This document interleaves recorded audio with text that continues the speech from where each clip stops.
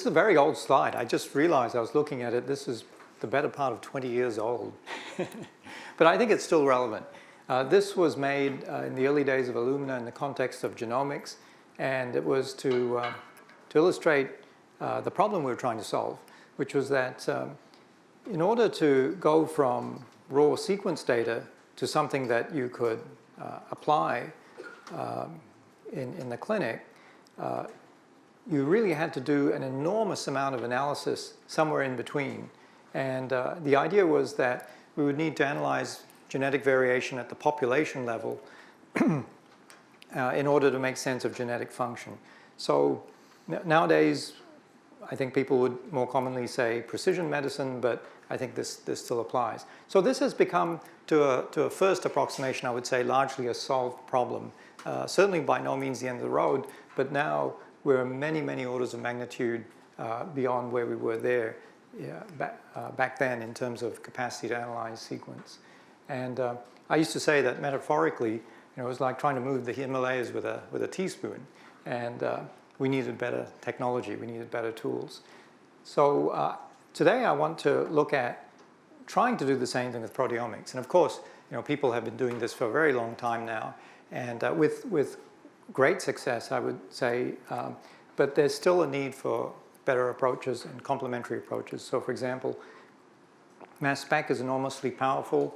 People have made great progress with, for example, arrays of peptides and proteins.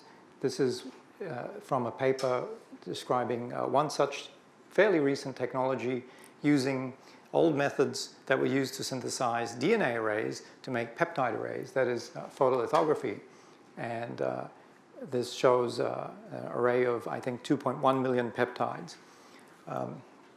But this has some of the issues and limitations of array-based readouts. It's analog readout. Here's another one where people are expressing proteins on chips. So in this case, the DNA essentially can be mobilized on a chip and expressed in situ using cell-free systems.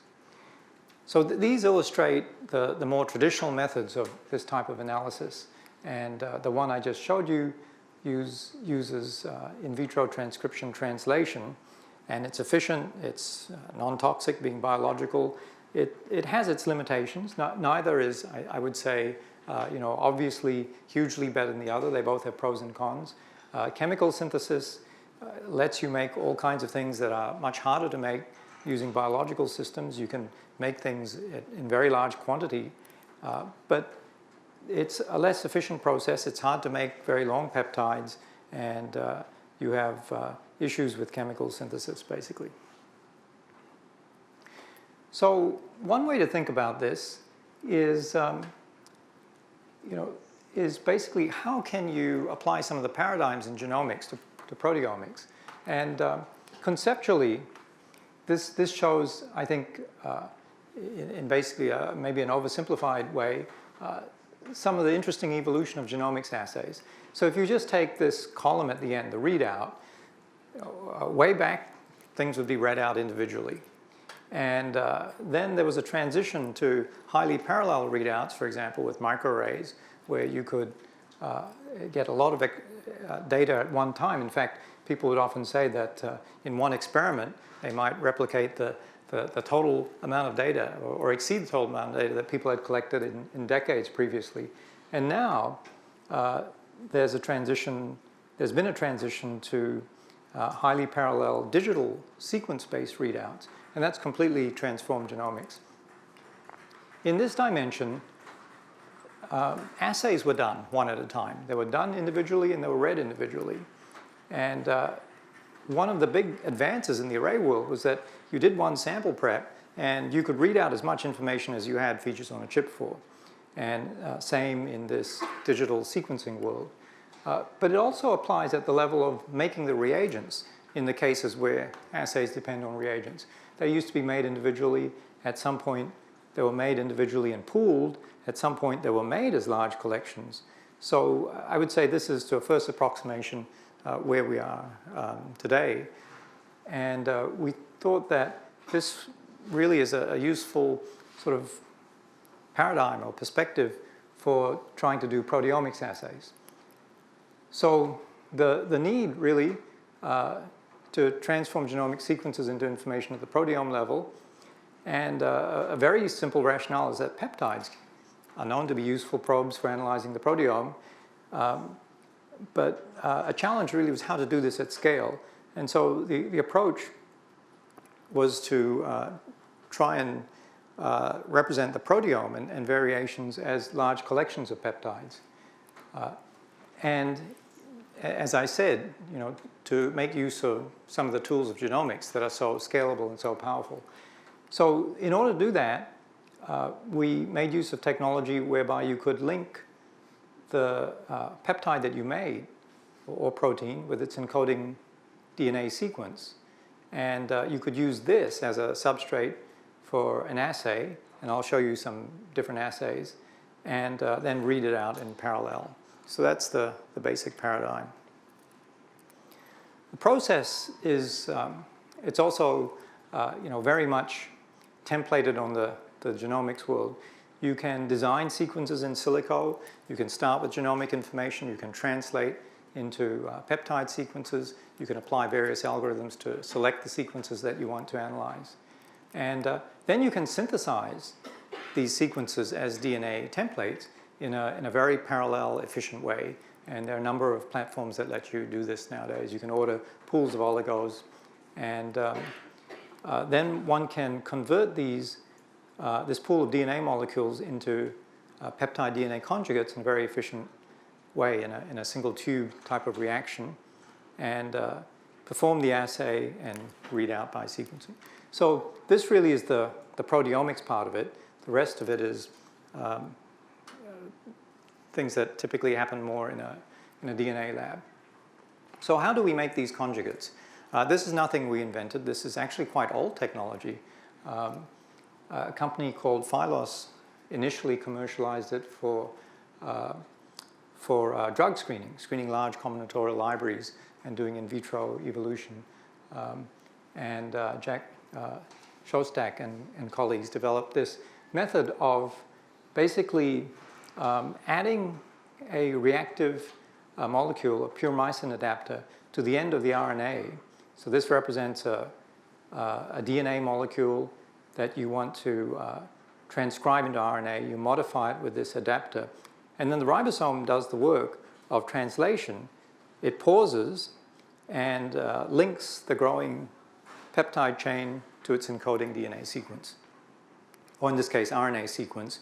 You can then convert that RNA to DNA using fairly simple techniques. So I mentioned earlier, so this is just some ways of doing these peptide-based assays.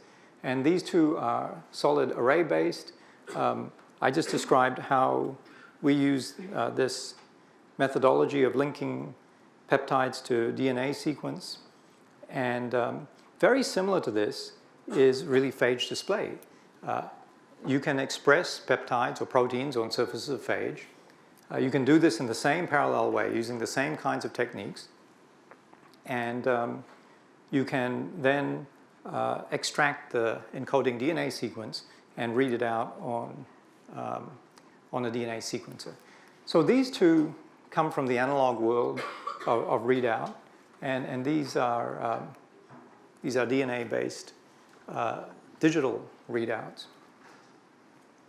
So this is a phage display version. This was done, I think, at a similar time that we were developing the other method. It's really quite analogous, and basically illustrates a similar process whereby DNA arrays are used to make a large collection of oligonucleotides that are then cloned into phage and can then be used in screening assays and read out by sequencing.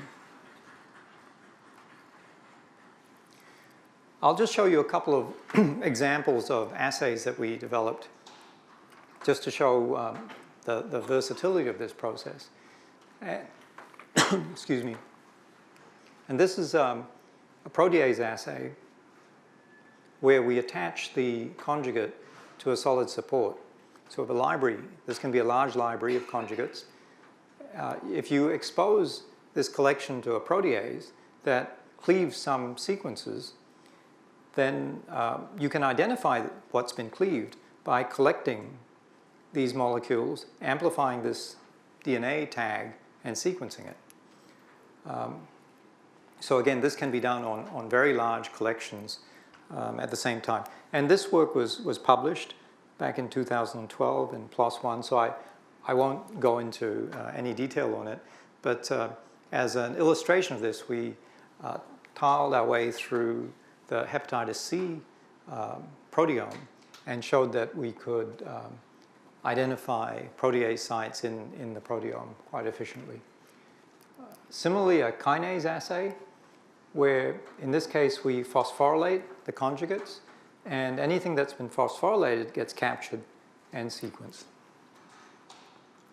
Here's some data where this is an early experiment where we made a 3,000 or so set of conjugates, and we had one set that was not supposed to be kinase substrates, in this case for Abel kinase. We had a set that should have some substrates in it, and we had a set that was permuted around an actual Abel kinase substrate. So you can see, the negative controls don't give much signal, and the positive controls give a lot. And it's quite a nice screening tool.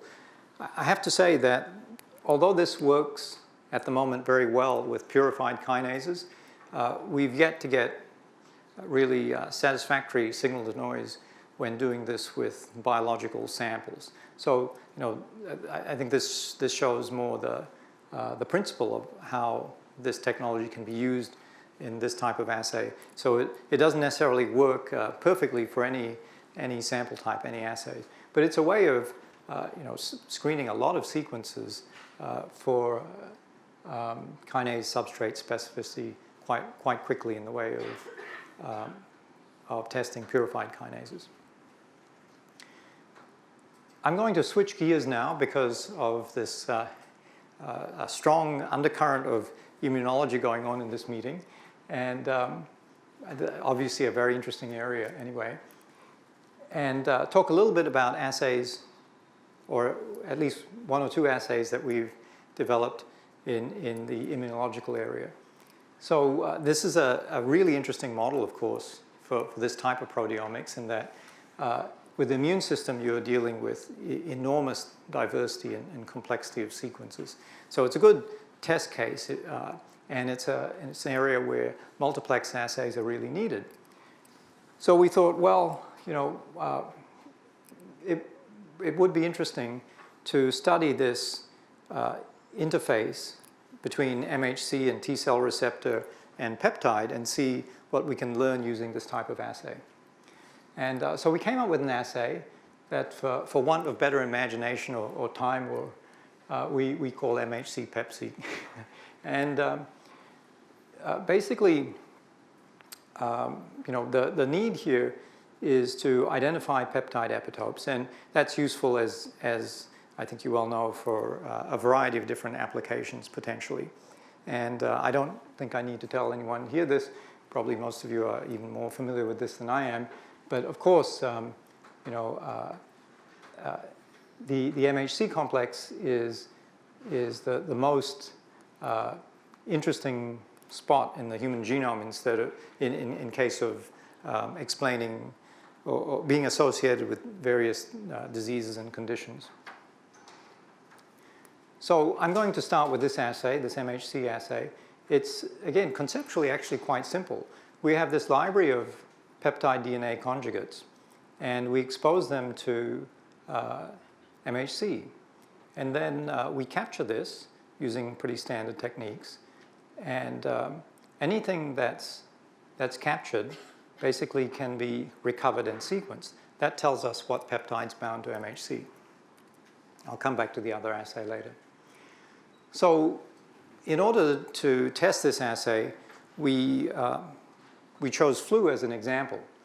And that's because there's a fair bit of literature, there's a fair bit of information already out there that we could compare to see how well we're doing.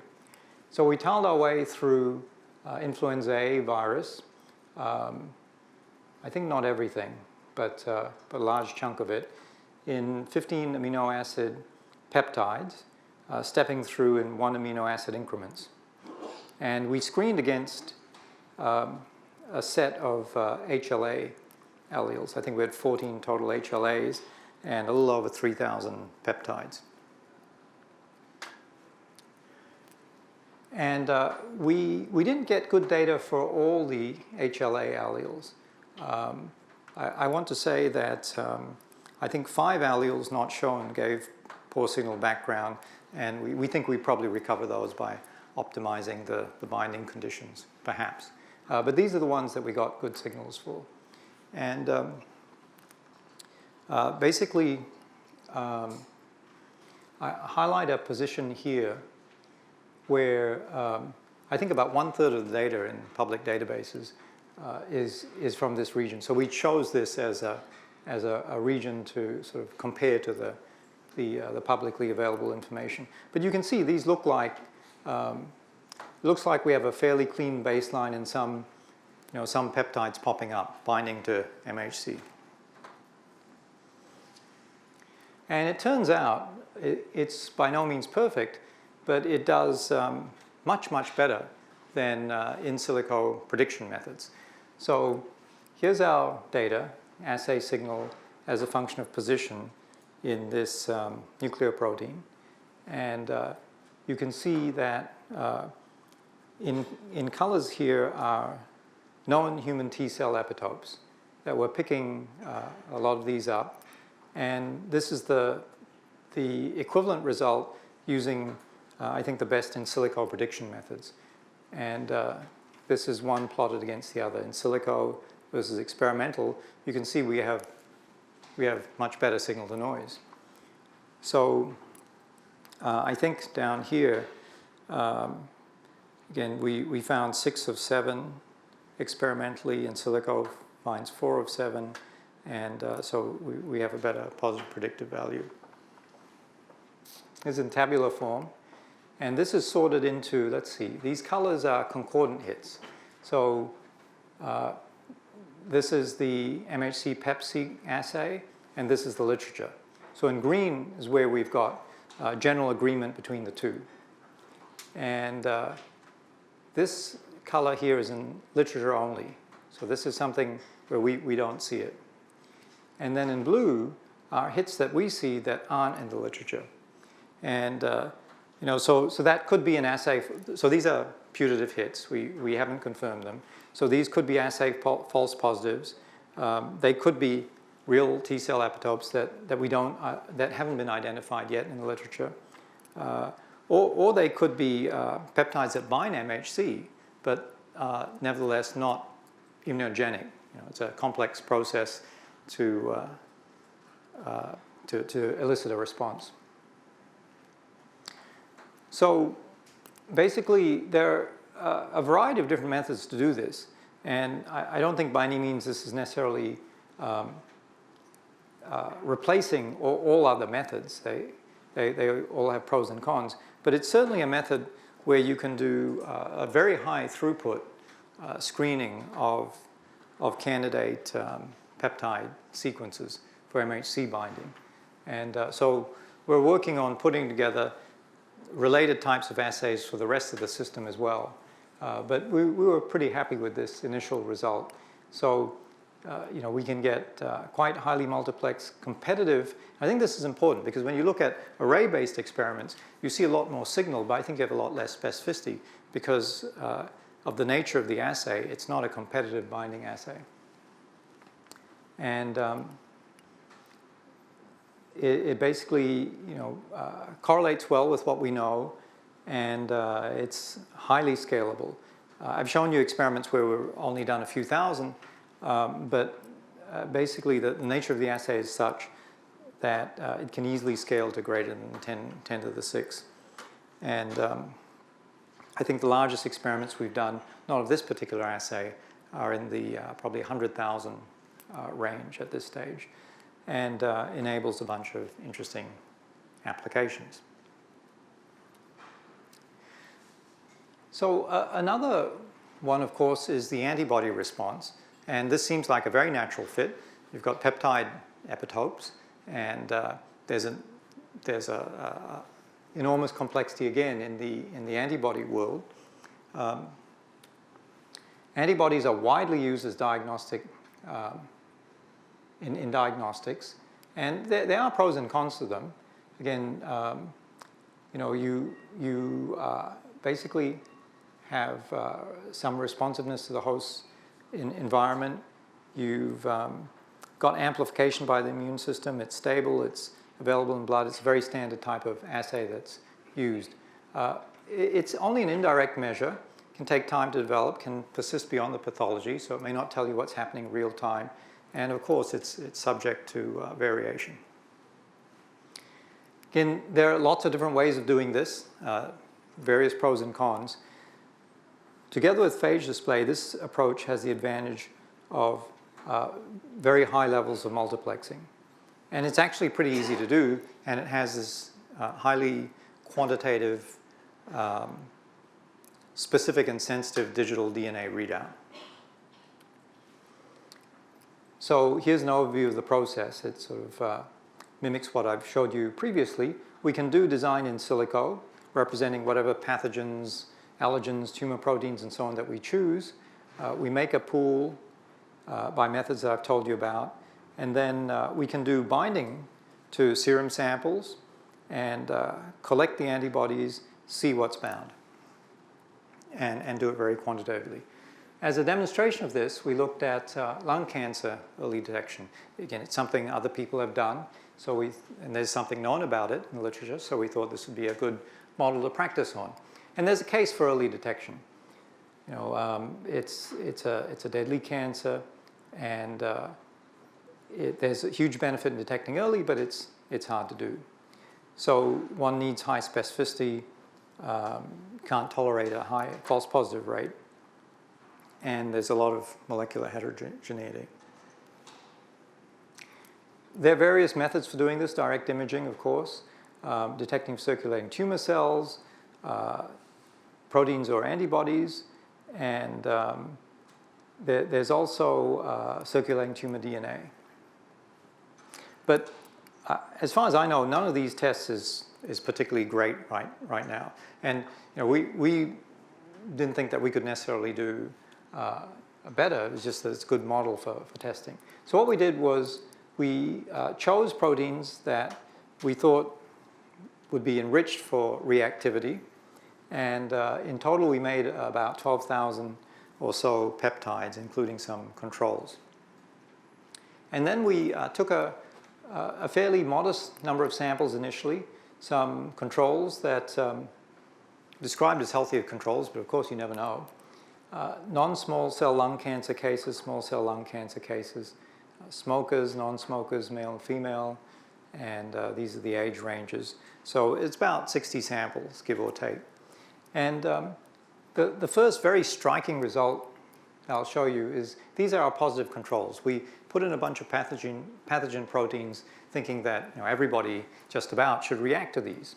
And you get these beautiful patterns. So samples in this dimension, so each column represents a sample, and in the y dimension is positioned through the protein.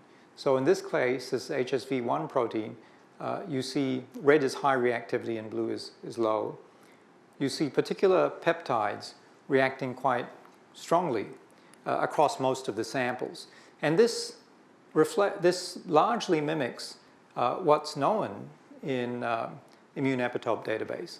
So we recapitulate the known data that was done by other means. And here is an EBV protein. Again, you see these lovely patterns of reactivity that largely recapitulate, not perfectly, but largely recapitulate what's known. So, we only tiled a few, I can't remember, maybe it was half a dozen or so, but certainly possible to do this on a massive scale.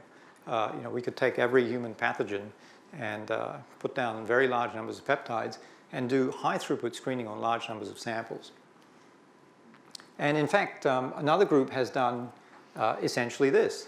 So this is a paper published in Science, June of last year. And this group did the phage display version, again, very similar.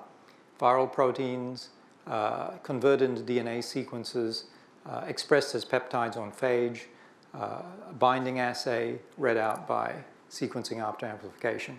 And some of their data showing, I don't know if you can read this, but some collection of viruses. I think they did a large, I want to say there were a couple of 100+ viruses they did. This is just a subset. These are subjects that were, they did nearly 600 subjects, samples, greater than 10 years in age and younger than 10 years in age. And you can see, obviously, the older people have more reactivity. And they showed some nice results showing that, you know, this was a high throughput method that seemed to recapitulate very well the kind of data you'd see in low throughput methods. So in our lung cancer samples, we did see hits. We saw, for example, this is for p53 protein. The results, I think, actually seem to be remarkably clean. You know,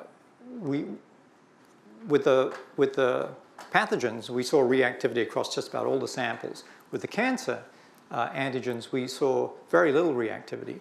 And all the reactivity that we saw recapitulated what was known in the literature. For example, this is p53. In our non-small cell lung cancer, we see these patches of reactivity, and these match. When we didn't do this beforehand, when we saw these hits, we then went to the literature and asked what other people had seen, and they saw those same epitopes. So SOX2, the same thing, and this cancer antigen, NY-ESO, the same thing. These asterisks mark epitopes that had already been seen in cancer patients in the literature. Here we see some reactivity with normal. Again, most of our reactivity is with cancer patients, but we do see some with normal, so it's not perfectly specific, if you will. We don't know what this means. It could be that it's basically just some meaningless cross-reactivity in terms of cancer. Could be that this patient or this person has an undiagnosed cancer, or it could be that it's a pre-malignancy and it's been rejected in some way. So in summary then, this is an assay that's capable of profiling human serum samples versus the proteome, human proteome, pathogen proteomes, or any arbitrary set of peptides. And we've shown that it can detect biologically compelling patterns of reactivity. It's very high throughput. We scaled this up. I'll just skip through this very quickly. We were able to screen 384 samples very easily in one experiment. And again, we saw the same general thing, where there's some but very little signal in healthy samples, but a lot of reactivity with these three proteins known to be cancer reactive proteins in lung cancer patients. We took a smaller subset of these things that reacted, and we reassayed using a slight variation of this assay. In this case, we use DNA tags that can be extended and read by sequencing or by qPCR. And in short, basically, I won't go through all of this detail, but in short, we had sort of, I think, respectable sensitivity, maybe 25% range, and quite good specificity, 98% range. Not perhaps good enough to use as a clinical diagnostic, but nevertheless, I think for a first pass with this, not bad, basically. Because I know there's interest in Lyme here, I just showed the same sort of experiment, just finishing up, that we did in Lyme. Again, there was no optimization here. We just, in this case, we just took a collection known in the literature, and in the X dimension is samples, in the Y dimension is targets. This is the qPCR assay with, I think, a 27-plex. So this is not the big screen. This is, but still quite a highly multiplexed assay by protein standards. And negative controls were all negatives. Positive samples, about half were positive in our assay, half were negative, but they were also negative when we tested them with two orthogonal assays. So we don't know quite what to make of that. Either all three assays weren't quite up to par in sensitivity, or these, or maybe, you know, something happened to these samples. But regardless, the main point is that we can do this in quite high multiplex. So basically, in conclusion, you know, we and others have tried to tackle one of these challenges in proteomics by developing these multi-analyte protein assays that are much more sample and cost efficient and very, very scalable. And being read out by digital means, actually, without a whole lot of optimization, can still give you quite decent sensitivity and specificity. Quite a few people worked on the projects I showed you. I want to acknowledge two people in particular that have done a lot of the design and analysis and carrying out of the lab work, and we were supported by a number of grants. Thanks.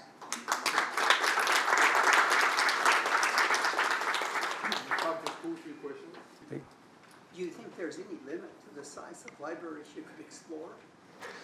Not really. No, you know, we've thought about just doing combinatorial libraries of everything. That's kind of what I was thinking. Take a whole series of creatures and their genomes. Yes. Yeah. At some point, there's some trade-off in terms of benefit versus sequencing cost. These are actually fairly efficient in terms of sequencing cost, but if you made much bigger libraries of everything, you know, even with a low background, you'd still be reading a lot of non-specific reads. Yeah.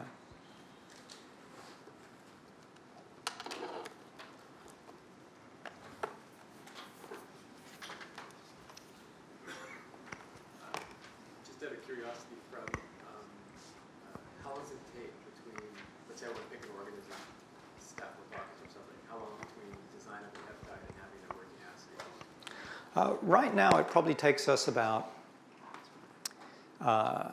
6 weeks if all goes well. But in practice, it actually, in theory, it can be a lot shorter than that. It takes us about 3 weeks to get the oligo pool, for example. But the actual time to make that can be more or less overnight. So if this were done in a more production way, it would be very, very short.